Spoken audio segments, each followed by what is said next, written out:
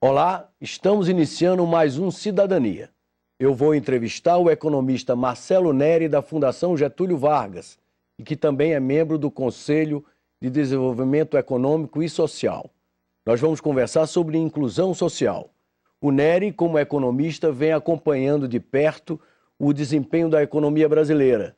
E nós vamos conversar sobre a dimensão desse ciclo virtuoso vivido pela nossa economia.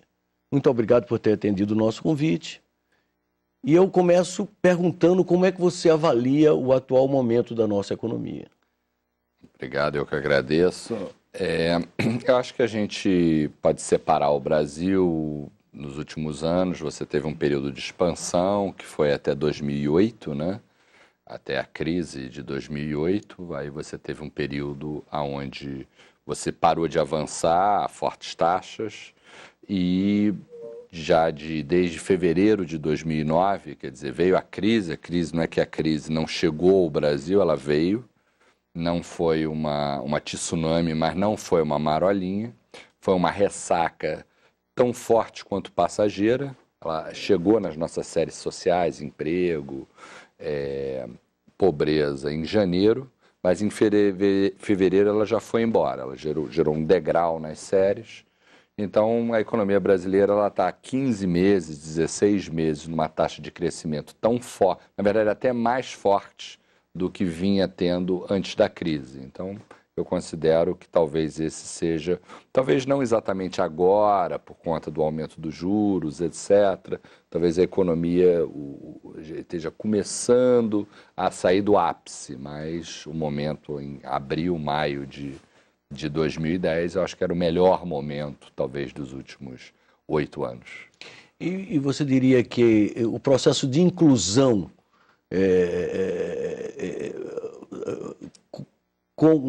consentâneo com o processo de crescimento seria a marca desse período? Eu acho que sim, acho que na verdade a redução de desigualdade, acho que é a grande marca dos anos da década passada. Desde 2001 a desigualdade vem caindo. Há uma taxa nunca antes observada nas séries estatísticas brasileiras, que começam em 60. E o aspecto interessante é que a desigualdade agora ela está caindo até mais forte do que estava caindo nesse período. Então não é uma década que acabou, estamos numa nova década.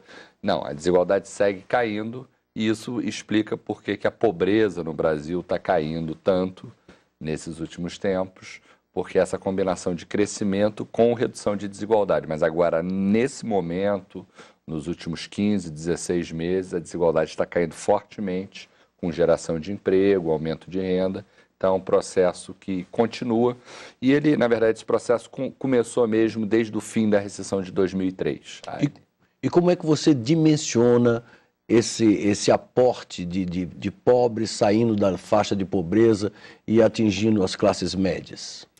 Quer dizer, do período 2003 até 2008, 19,5 milhões de pessoas cruzaram a linha de miséria, que é mais ou menos R$ 140 mês por pessoa. Quer dizer, a proporção de pessoas que não tinham e passaram a ter esses R$ 140 mês por pessoa, 19,5 milhões passaram nesse período. Durante a crise, a pobreza não aumentou, ela está caindo 1,5%, que é bem menos do que vinha caindo antes, mas não aumentou. E de 2009, no final quer dizer, nos últimos 15 meses, você já está numa taxa, a pobreza está caindo a 10% ao ano, que é uma taxa bastante alta, se você pensar em termos dos objetivos do milênio, que é reduzir 50% em 25 anos, a meta de redução de pobreza, você está fazendo 10% em um ano. O momento agora, acho que é um momento muito especial. Em termos percentuais, você diria que a pobreza no Brasil, recentemente, reduziu-se em quantos por cento? De 2003 a 2008, caiu 43%. São esses 19,5 milhões de pessoas que saíram. Em 2009 caiu mais 1,5, estão arredondando 45, etc. E agora está caindo a uma taxa alta. Eu diria que provavelmente a gente deve estar cumprindo a meta do milênio em 7 anos ao invés de 25. assim, incluindo o período de crise no meio. Então, a pobreza deve ter caído a metade em 7 anos, desde 2003 até 2010, mais ou menos. Em termos de aumento de renda, da renda média do brasileiro? Quer dizer, a renda média do brasileiro, a partir de 2003, teve uma recessão em 2003, a partir do fundo do poço para frente, a gente tem 5 anos de crescimento contínuo, a renda média do brasileiro cresceu, por essas pesquisas domiciliares, como a PNAD, 5,3% ao ano per capita, ou seja, por brasileiro. Isso é importante, na época do milagre a gente crescia a 12, mas era o total per capita, era 8. Então a gente não está tão distante do milagre econômico em termos de taxa média de crescimento. Em duração também não, acho que é uma coisa que a gente às vezes não se dá conta, mas quer dizer, o que foi o milagre econômico? Foi um período que durou 6 anos. A gente já tem um período que está completando o 6º ano com uma crise no meio, mas 6 anos com perspectiva de continuar.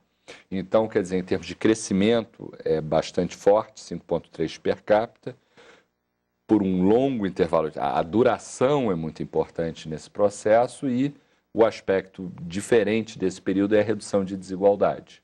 Então, essa combinação de crescimento com desigualdade, com redução de desigualdade, é alguma coisa que é muito atípica no Brasil.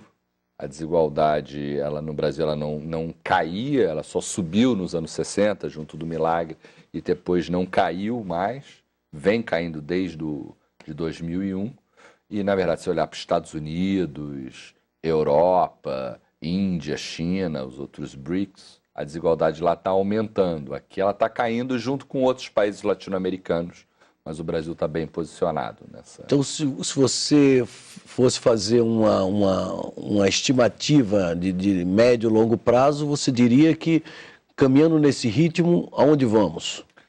Quer dizer, a gente tem uma projeção na nossa pesquisa, que a gente chama esse período de 2003 a 2008 de pequena grande década. Pequena na extensão, grande nos resultados. Você, nesses 5 anos, olhando 31,9 milhões foram incorporados a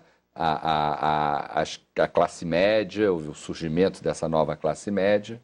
Isso, se você manter o ritmo de 2003 a 2008, de crescimento com redução de desigualdade, para os próximos 5 anos, você pode, mais 14,5 milhões de pessoas podem sair da miséria, você cai a metade a esse ritmo nos próximos 5 anos, até 2014, e mais 36 milhões de pessoas são incorporadas às classes ABC, classe média, no lato sensu. Então, quer dizer, de 2003 a 2014, você teria 68 milhões de pessoas incorporadas. Quer dizer, 32 já aconteceram até 2008.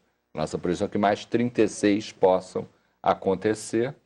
E até o ritmo que a gente vem seguindo agora está até acima desse ritmo. É verdade que esse ano de eleição, a economia tende a estar mais aquecida sempre em eleições no Brasil, os resultados mostram isso. Mas eu acho que, óbvio, tem a crise europeia, esse é um problema. Mas se o mundo não desgringolar, eu acho que o Brasil pode ter mais 5 anos, e aí num período de 10, 11 anos é que você muda o país. Quer dizer, o milagre foi um período de 6 anos com aumento de desigualdade. Esse pode ser um período de 11 anos, não crescendo tanto quanto crescemos no milagre, mas de uma maneira mais sustentável e com redução de desigualdade. E aí a gente tem essa inclusão social, né, que é o nome do programa, acontecendo. E como é que você, como economista, que gargalos você localiza nessa trajetória do Brasil rumo ao pleno desenvolvimento? Eu acho que o principal gargalo é a educação. Até lá no Conselho, no CDS, foi discutido, a educação foi. Porque a educação é importante para o crescimento, para a competitividade, é importante para a desigualdade, para a inclusão social. E eu acho que a agenda, acho que a gente já botou as nossas crianças na escola. Falta botar o jovem no ensino médio mais, mas melhoramos muito em universalizar, na direção da universalização da educação. Falta dar qualidade. Então, acho que esse é o grande desafio. A diferença é que hoje a gente sabe a qualidade da escola, de todas as escolas públicas brasileiras, através do Prova Brasil, acabou de sair o resultado de 2009. A gente tem metas para 2021, um ano antes de celebrar 200 anos da independência, para realmente a gente celebrar ou não, né? Esperamos que haja a celebração. A gente tem metas de qualidade de educação. Então, acho que o grande gargalo é educação e principalmente qualidade de educação. O IDEB de 2009 já traz uma novidade, que é uma recuperação da proficiência. O IDEB, que entra, é o Índice de Desenvolvimento de Educação Básica, que combina o fluxo escolar, estudantes passando de ano ou não, e o que cada um aprende através de uma prova.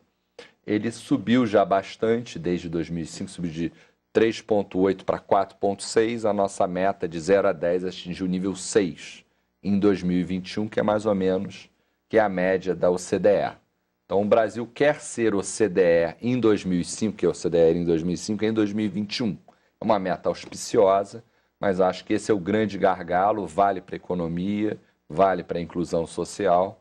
Eu acho que eu adoraria que essa fosse a década da qualidade da educação. E você não teme a escassez de mão de obra qualificada, especialmente no campo das engenharias, que dê sustentação a esse processo de desenvolvimento sustentável que nós estamos iniciando nesse momento? Já há sinais claros de escassez de engenheiros, escassez de médicos. Você está fazendo uma pesquisa sobre escassez de médicos.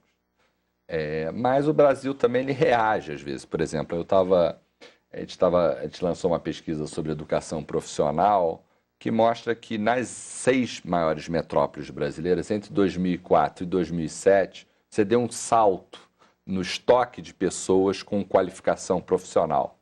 Então, deu um salto que eu não esperava. Então, quer dizer, o brasileiro também dá, assim, o Brasil, e aí pode ser, eu não sei bem se são as firmas privadas, se é o governo estadual, federal, não sei bem o que é. A pesquisa não tratava disso, mas a gente viu esse salto. Então, o Brasil, ele gera resultados, assim, que você não espera. O Brasil surpreende a gente. Quando você não espera que a desigualdade caia mais, eu confesso que eu já tinha perdido a esperança. Falei, não, isso é uma constante da natureza brasileira, faz parte da paisagem. Lá no Rio de Janeiro tem o Pão de Açúcar, aqui tem... desigualdade faz parte da paisagem, não.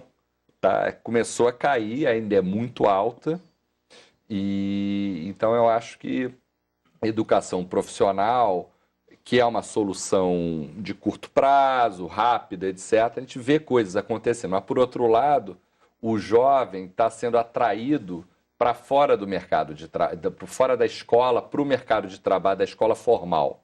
De 18 a 24 anos, caiu 7,5% nas 3 últimas PNADs.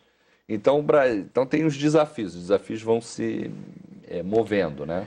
E no campo da energia e da infraestrutura, você acha que estamos caminhando no sentido de resolver esses gargalos que se apresentam aí no nosso horizonte? Temos um plano, mas tem que ver a implementação do plano, tem que ver, o diabo mora nos detalhes, né? Se a coisa está indo para frente ou não está. A gente tem um plano na área de energia, na área de infraestrutura, logística, que são os que travam o crescimento. Também não é muito a minha área, mas eu não tenho uma visão clara de que a gente está conseguindo. A gente tem um plano, através do PAC. Agora, por exemplo, eu tenho visto, por exemplo, na área de saneamento, que é mais a minha área social. O Brasil estava bastante estagnado, nas 3 últimas PNADs deu um salto, deu um avanço. Não acho que seja PAC, porque eu acho que é muito cedo para ser efeito do PAC, mas pode ser criação do Ministério das Cidades, alguma coisa está acontecendo. Então, o que eu acho que é interessante do Brasil, do ponto de vista de quem está observando a cena, acompanhando, é que ele está sempre surpreendendo a gente. Que você pensa alguma coisa, traça um cenário e ele sempre